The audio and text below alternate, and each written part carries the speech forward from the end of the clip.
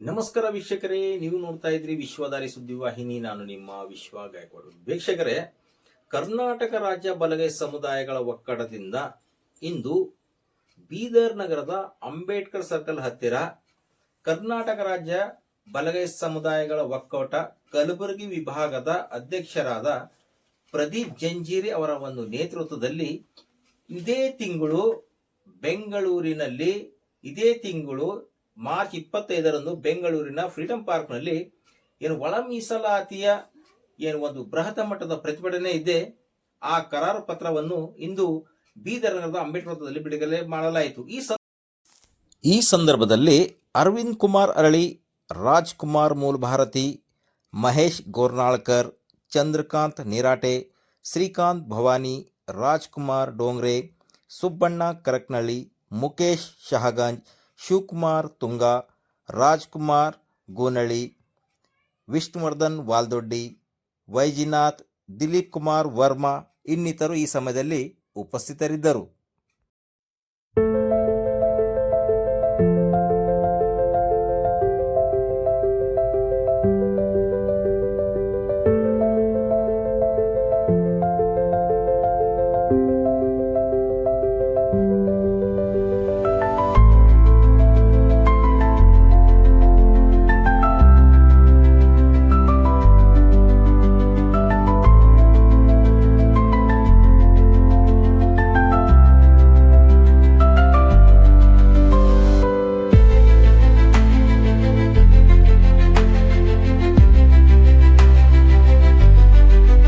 ಮೀಸಲಾತಿಯ ವರದಿಯಿದೆ.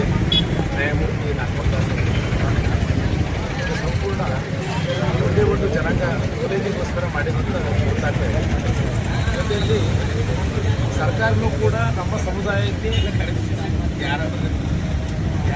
ಉಳಿಬೇಕಂತ ಕೂಡ ಭಾಳ ಸಂಚಿನಿಂದ ಒಂದು ರಚನೆ ಮಾಡ್ತಾ ಇದ್ದಾರೆ. ಒಳಗಡೆ ಇಂಟರ್ನಲ್ ಆಗಿ ಒಂದು ಸಮುದಾಯ ಇಲ್ಲಿ ನಮ್ಮ ಪಕ್ಷ ಬಿಟ್ಟು ಹೋಗ್ತಾ ತಗೊಂಡು ಒಳಗಿದ್ದಂಥ ಸಮುದಾಯಕ್ಕೆ ಈ ಸರ್ಕಾರ ಮಾಡ್ತಾ ಇದೆ.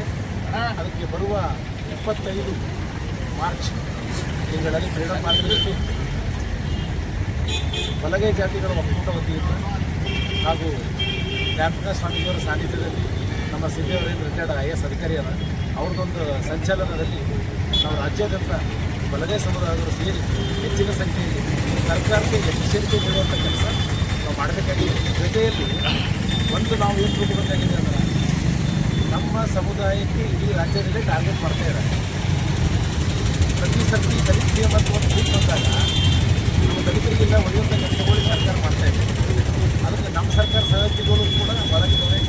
ಒಂದು ವೇಳೆ ಏನಾದರೂ ಬಲಗೈ ಜಾತಿಯ ಮೇಲೆ ಅನ್ಯಾಯ ಆಗುವಂಥ ಯಾವುದಾದ್ರೂ ಸರ್ಕಾರ ಕ್ರಮ ಕೈಗೊಂಡಿದ್ದಲ್ಲಿ ನಮ್ಮ ಎಲ್ಲ ಸಚಿವರು ಆ ಸರ್ಕಾರಕ್ಕೆ ರಾಜೀನಾಮೆ ನೀಡಿ, ಎಲ್ಲ ಶಾಸಕರು ಸರ್ಕಾರಕ್ಕೆ ರಾಜೀನಾಮೆ ನೀಡಿ ಹೊರಗೆ ಬರಬೇಕಂತೇಳಿ ಇವತ್ತು ಬೀದರ್ನ ಎಲ್ಲ ನಮ್ಮ ದಲಿತ ಸಂಘಟನೆ ಪ್ರಮುಖರು, ನಾಯಕರು ಎಲ್ಲ ಬಂದು ಏನು ನೀತಿ ಚಂದ್ರ ನಾವೇನು ಪಬ್ಲಿಷ್ ಮಾಡ್ತಾಯಿದ್ದೀವಿ. ಈ ಕಾರ್ಯಕ್ರಮಕ್ಕೆಲ್ಲ ತಾವು ಬೀದರ್ನ ಎಲ್ಲ ನಮ್ಮ ಅಣ್ಣರಾದ ಅರವಿಂದ್ ಅರಳಿಯವರು ಮತ್ತೆಲ್ಲ ಹಿರಿಯರು, ಎಲ್ಲ ಸಂಘಟನೆ ಮುಖಂಡರು ಕೂಡ ಇವತ್ತು ಬಲಗೈ ಏನು ಹೋರಾಟ ಇದೆ, ಬಲಗೈ ಜಾತಿಯ ಹೋರಾಟ ಇದೆ, ಹೋರಾಟಕ್ಕೆ ಸಮರ್ಥರು ಇದ್ದಾರೆ. ಅವು ಕೂಡ ಎಲ್ಲರೂ ಹೆಚ್ಚಿನ ರೀತಿಯಲ್ಲಿ ನಮ್ಮ ಈ ಒಂದು ಹೋರಾಟಕ್ಕೆ ಬಂದು ಯಶಸ್ವಿಗೊಳಿಸಬೇಕಂತ ಕೇಳಿಕೊಳ್ಳುತ್ತಾರೆ. ಸರ್, ಇವಾಗ ಏನು ಅದೇ ಪ್ರತಿಭಟನೆ ಇದೆ ಸರ್ 25ನೇ ತಾರೀಕು. ಏನು ತಾವೇನು ಹೇಳ್ತಾ ಇದ್ದೀರಿ, ಸಹಸ್ರಾರು ಸಂಖ್ಯೆಯಲ್ಲಿ ಆ ಒಂದು ಪ್ರತಿಭಟನೆಯಲ್ಲಿ ಎಲ್ಲರೂ ಪಾಲ್ಗೊಳ್ಬೇಕಂತಂದ. ಬಟ್ ಇಲ್ಲಿಂದು ಜನರಿಗೆ ಸಾಕಷ್ಟು ಪ್ರಮಾಣದಲ್ಲಿ ಬರಬೇಕಾದ್ರೆ ಸರ್ ಅವ್ರಿಗೆ ಏನಾದರೂ ಅಲ್ಲಿ ಹೋಗೋದು ಏನಾದರೂ ವ್ಯವಸ್ಥೆ ಮಾಡಿದ್ರಿ ಅಂತ ಸರ್? ವ್ಯವಸ್ಥೆ ಮಾಡಿದ್ದೀವಿ ಸರ್. ಎಷ್ಟು ಬಸ್ ಅಂತ ಇನ್ನೊಂದು 2 ದಿವಸ ಪ್ರೆಸ್ ಮೀಟ್ ಇದೆ ನಮ್ಮದು. ಆ ಪ್ರೆಸ್ ಮೀಟಲ್ಲಿ ಎಷ್ಟು ಜನ ಎಲ್ಲಿ ಬರಬೇಕು, ಯಾವ ಬಸ್ಗಳು ಎಲ್ಲಿ ಇರ್ತಾವ, ಯಾವ ತಾಲೂಕು ಎಲ್ಲಿ ಬರಬೇಕು, ಅದೆಲ್ಲ ಸಿಸ್ಟಮೆಟಿಕ್ ಪ್ಲ್ಯಾನ್ ಮಾಡಿ ಡೈಗ್ರಾಮ್ ಮಾಡಿ ಹೇಳ್ತೀವಿ ಸರ್ ಎಲ್ಲ ಜನ.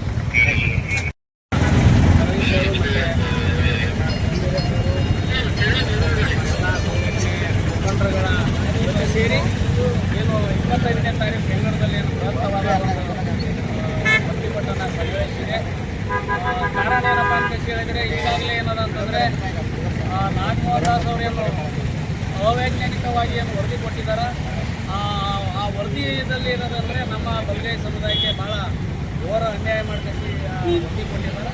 ಹಾಗಾಗಿ ಆ ವರದಿ ವಿರುದ್ಧವಾಗಿ 25ನೇ ತಾರೀಕು ರ್ಯಾಲಿಯನ್ನು ಹಮ್ಮಿಕೊಳ್ಳಲಾಗಿದೆ. ಮತ್ತು ಇತರ ಎಲ್ಲ ಮುಖಂಡರುಗಳ ನೇತೃತ್ವದಲ್ಲಿ ನಡೀತಾ ಇದೆ.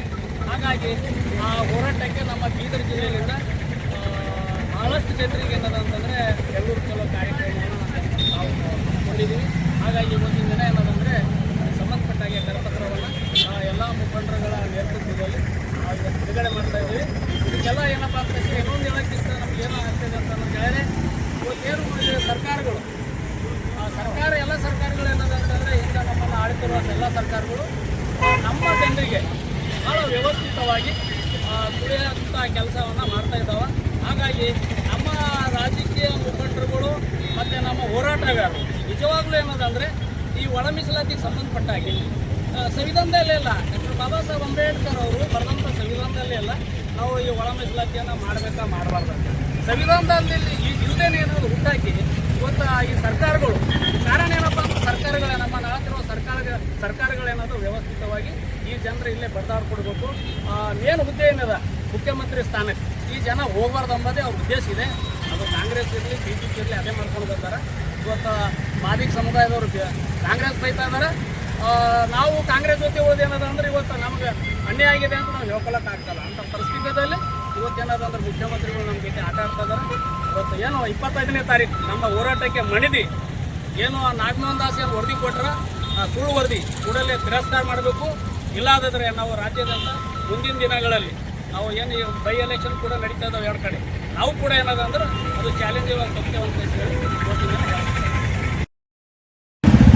ಇದೇ 25ರಂದು ಮಾರ್ಚ್ 25, 2026ರಂದು ಫ್ರೀಡಮ್ ಪಾರ್ಕ್ನಲ್ಲಿ ಕರ್ನಾಟಕ ರಾಜ್ಯ ಬಲಗೈ ಸಮುದಾಯದ ಒಕ್ಕೂಟದ ವತಿಯಿಂದ ಒಂದು ಪ್ರತಿಭಟನೆ ಹಮ್ಮಿಕೊಳ್ಳಲಾಗಿದೆ.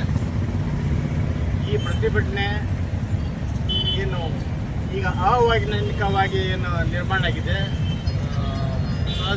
ನಮ್ಮ ನಾಗಮೋಹನ್ ದಾಸ್ ಅವರ ಒಂದು ವರದಿ ಅದನ್ನು ರದ್ದು ಮಾಡಿ ಆಮೇಲೆ ಹಳೆಯ ಪದ್ಧತಿಯನ್ನು ಮುಂದುವರಿಸಬೇಕಂತಂದು ಒತ್ತಾಯಿಸಿ ಒಂದು ಬೃಹತ್ ಪ್ರತಿಭಟನೆ ರ್ಯಾಲಿಯನ್ನು ಹಮ್ಮಿಕೊಂಡಿದ್ದೀವಿ.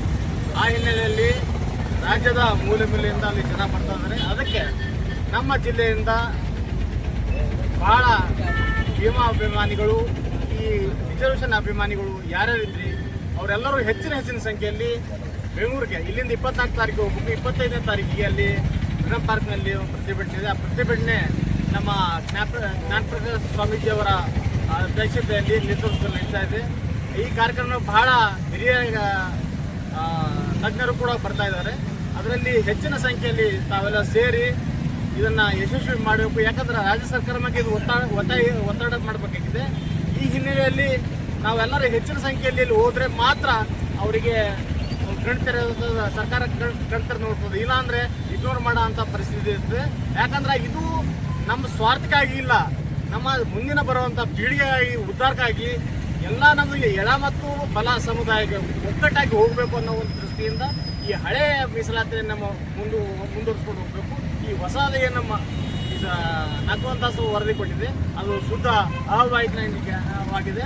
ಅದನ್ನು ರದ್ದು ಮಾಡಿ ಹಳೆ ಮೀಸಲಾತಿಯನ್ನು ಮುಂದುವರಿಸ್ಕೊಂಡು ಹೋಗ್ಬೇಕಂತ ನಾವು ಒತ್ತಾಯ ಮಾಡೋಕ್ಕೆ ಒಂದು ಹೋರಾಟ ನಡೀತಾ ಇದೆ. ಆ ಹೋರಾಟದಲ್ಲಿ ಹೆಚ್ಚಿನ ಬೀದರ್ ಸಂಖ್ಯೆಯಲ್ಲಿ ಅತಿ ಹೆಚ್ಚಿನ ಸಂಖ್ಯೆಯಲ್ಲಿ ಭಾಗವಹಿಸಬೇಕು. ಈ ಮಾಧ್ಯಮ ಮುಖಾಂತರ ತಮ್ಮೆಲ್ಲರಿಗೆ ಮನವಿ ಮಾಡ್ತೀವಿ. ದಿನಾಂಕ 25ರಂದು ಬೆಂಗಳೂರಿನ ಫ್ರೀಡಮ್ ಪಾರ್ಕ್ನಲ್ಲಿ ಕರ್ನಾಟಕ ರಾಜ್ಯ ಬಲಗೈ ಸಮುದಾಯಗಳ ಒಕ್ಕೂಟ ವತಿಯಿಂದ ನಮ್ಮ ಪೂಜ್ಯರಾದ ಜ್ಞಾನಪ್ರಕಾಶ ಸ್ವಾಮೀಜಿಯವರ ಒಂದು ಅಧ್ಯಕ್ಷತೆಯಲ್ಲಿ ಎಲ್ಲ ರಾಜ್ಯದ ಎಲ್ಲ ಗಣ್ಯರ ಒಂದು ನೇತೃತ್ವದಲ್ಲಿ ಇಡೀ ಒಂದು ಐತಿಹಾಸಿಕ ಒಂದು ಹೋರಾಟವನ್ನು ಬಲಗೈ ಸಮುದಾಯದ ಆಗ್ತಾ ಇದೆ. ಇಲ್ಲಿಂದ ನಾವೆಲ್ಲರೂ 24ನೇ ತಾರೀಕಿಗೆ ಸಂಜೆ ಹೊರಡಬೇಕಾಗಿದೆ. ಬೀದರ್ ಜಿಲ್ಲೆ ಎಲ್ಲ ಬಲಗೈ ಸಮುದಾಯದ ಎಲ್ಲ ರಾಜಕೀಯ ಮುಖಂಡರು, ಯುವಕರು, ಮಹಿಳೆಯರು, ವಿದ್ಯಾರ್ಥಿಗಳು ಇವತ್ತು ನೀವು ಮಲಗಿದ್ರಂದ್ರೆ ನೀವು ಪರ್ಮನೆಂಟಾಗಿ ಮಲಗುತ್ತೀರಿ. ನೀವು ಏನಾದರೂ ಎಚ್ಚರ ಇವತ್ತು ಮಕ್ಕೊಂಡ್ರೆ ದಂಗ್ ಮಾಡಿ ಮಕ್ಕೊಂಡ್ರೆ ಎಲ್ಲರೂ ಎಚ್ಚರ ಆಗಬೇಕು. ಇಲ್ಲಾಂದ್ರೆ ನೀವು ಲೈಫ್ ಟೈಮ್ ಹೋಗ್ತೀರಿ, ನಿಮಗೆ ಇದು ಸತ್ತಾಗ ಐತ್ರಿ. ಹಾಗಾಗಿ ಎಲ್ಲರೂ ಎದ್ದು ಆ ಒಂದು ಹೋರಾಟದಲ್ಲಿ ಭಾಗಿಯಾಗಿ ಆ ಹೋರಾಟನ ಯಶಸ್ವಿ ಮಾಡಿದಾಗ ರಾಜ್ಯ ಸರ್ಕಾರ ಬಲಗೈ ಸಮುದಾಯ ಅದಪ್ಪ ಜೀವಂತ ಅದ ಅಂತೇಳಿ ಹೇಳ್ತಾರೆ, ನಮ್ಮ ನ್ಯಾಯ ಸಿಗ್ತದೆ. ಇಲ್ಲದ್ರೆ ಎಮ್ಮಿ ಮಾಡ್ಬೋದು ಚಾನ್ಸ್ ಇರ್ತದೆ. ನಾವು ಕೇಳೋದು ನ್ಯಾಯ ನಮಗೆ ಅನ್ಯಾಯ ಆಯ್ತಂದ್ರೆ ನಾವು ಮತ್ತೆ ಮುಂದಿನ ಉಗ್ರ ಹೋರಾಟ ರಾಜ್ಯ ಬಂದ್ ಮಾಡುವಂಥ ನಿಟ್ಟಿನಲ್ಲಿ ಇದರ ಹೋರಾಟ ಕೂಡ ರೆಡಿ ಆಗ್ತದೆ. ಹಾಗಾಗಿ ನಮಗೆ ಮೊನ್ನೆ ಸಿದ್ದರಾಮಯ್ಯ ಸಾಹೇಬರು ಅನ್ಯಾಯ ಮಾಡಬಾರ್ದು ಬಲಗೈ ಸಮುದಾಯಕ್ಕೆ ಏನು ನಮ್ಮದು ಒಕ್ಕೂಟ ನಿರ್ಧಾರ ಮಾಡ್ತಾ ಅದರಂತೆ ನಮಗೆ ನ್ಯಾಯ ಸಿಗಬೇಕಂತೇಳಿ ನಾನು ಮಹೇಶ್ ಗೋರಾಳ್ಕರ್ ಮನವಿ ಮಾಡ್ಕೊತೀನಿ. ಜೈ ಭೀಮ್ ಜೈ ಸಂಘ. ಮಾರ್ಚ್ 2026ರಂದು ಬೆಂಗಳೂರಿನಲ್ಲಿ ಬಲಗೈ ಸಮೂಹಗಳ ಒಕ್ಕೂಟ ವತಿಯಿಂದ ಏನು ಮೀಸಲಾತಿ ಕುರಿತು ಏನು ಬೃಹತ್ ಹೋರಾಟ ನಡೀತಾ ಇದೆ. ಈ ಹೋರಾಟದಲ್ಲಿ ಇಡೀ ರಾಜ್ಯವ್ಯಾಪಿಯಿಂದ ಲಕ್ಷಾನುಗಟ್ಟಲೆ ಬಲಗೈ ಸಮಾಜದ ಬಾಂಧವರು ಸೇರ್ತಾ ಇದ್ದೀವಿ. ಬಂಧುಗಳೇ, ನಾಗಮೋಹನ್ ದಾಸ್ ಅವರು ಪ್ರಥಮ ಬಾರಿಗೆ ವರದಿಯನ್ನು ಸಲ್ಲಿಸುವಾಗಲೇ ಹೇಳಿದರು.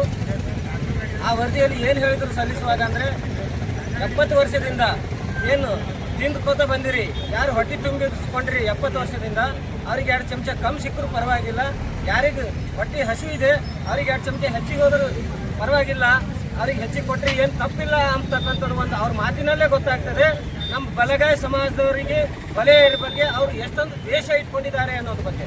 ಆದ್ದರಿಂದ ಅವರು ಆ ಒಂದು ದ್ವೇಷದ ಒಂದು ಹೇಳೋದ್ರ ಮೂಲಕನೇ ABC ಅಂತಕ್ಕಂಥ ವರ್ಗೀಕರಣ ಮಾಡಿ ಇಡೀ ಹೊಲೆ ಸಮುದಾಯಕ್ಕೆ ಕಡೆ ಕೊನೆ ಸ್ಥಾನದಲ್ಲಿಟ್ಟು ಒಂದೇ ಒಂದು ಸಮುದಾಯವನ್ನು ಓಲೈಕೆ ಮಾಡ್ಕೊಳ್ಳೋದಕ್ಕೋಸ್ಕರ ಒಂದು ಸಮುದಾಯಕ್ಕೆ ಶೈಕ್ಷಣಿಕವಾಗಿ ಮತ್ತು ಉದ್ಯೋಗದಲ್ಲಿ ಮೀಸಲಾತಿಯನ್ನು ಕೊಟ್ಟು ನಮ್ಮ ಎಲ್ಲ ಉಳಿದಂಥ ಎಲ್ಲ ಬಲಗೈ ಸಮುದಾಯದವರಿಗೆ ಮೋಸವನ್ನು ಮಾಡ್ತಕ್ಕಂಥ ಮತ್ತು ತುಳಿತಕ್ಕಂಥ ಒಂದು ಬಹಳ ದೊಡ್ಡ ಷಡ್ಯಂತ್ರವನ್ನು ನಾಗಮೋಹನ್ ದಾಸ್ ಅವರು ಮಾಡಿದ್ದಾರೆ. ಅದಕ್ಕೆ ನಮ್ಮ ಬೀದರ್ನಿಂದ ಇಡೀ ಸಂಪೂರ್ಣವಾಗಿ ಸಮಸ್ತ ಜನರು ಹೋಗ್ತಾ ಇದ್ದೀವಿ. ಆ ಬೆಂಗಳೂರಿನಲ್ಲಿ ನಡ್ತಕ್ಕಂಥ ಪ್ರತಿಭಟನೆಯಲ್ಲಿ ಪಾಲ್ಗೊಳ್ತಾ ಇದ್ದೀವಿ. ನಮ್ದು ಒಂದೇ ಒಂದು ಡಿಮಾಂಡ್ ಇದೆ. ಈ ನಾಗಮೋಹನ್ ದಾಸ್ ಅವರು ಏನು ಕುತಂತ್ರ ಮಾಡಿ ಸರ್ಕಾರಕ್ಕೆ ಏನು ವರದಿ ಸಲ್ಲಿಸಿದರೆ ಆ ವರದಿಯನ್ನು ಸಂಪೂರ್ಣ ಅವೈಜ್ಞಾನಿಕವಾಗಿದೆ. ಅದು ಯಾವುದೇ ಕಾರಣಕ್ಕೂ ಇಂಪ್ಲಿಮೆಂಟೇಷನ್ ತರಬಾರದು. ಅದು ಖಡಾಖಂಡಿತವಾಗಿ ಯಾಸ್ ಇಟ್ ಈಸ್ ತಿರಸ್ಕಾರ ಮಾಡಬೇಕಂತೇಳಿ ಈ ಮೂಲಕ ನಾವು ಒತ್ತಾಯ ಮಾಡ್ತಾ ಇದ್ದೀವಿ. ಬಂಧುಗಳೇ, ಆದಷ್ಟು ಹೆಚ್ಚಿನ ಸಂಖ್ಯೆಯಲ್ಲಿ ಈ ರ್ಯಾಲಿಯಲ್ಲಿ ಬೆಂಗಳೂರಿನಲ್ಲಿ ಬಂದು ಭಾಗಿಯಾಗಬೇಕಂತೇಳಿ ಈ ಮೂಲಕ ನಾನು ಕೇಳ್ಕೊತಾ ಇದ್ದೇನೆ. ಚಂದ್ರಕಾಂತ್ ನಿರಾಟೆ, ದಲಿತ ಮುಖಂಡ.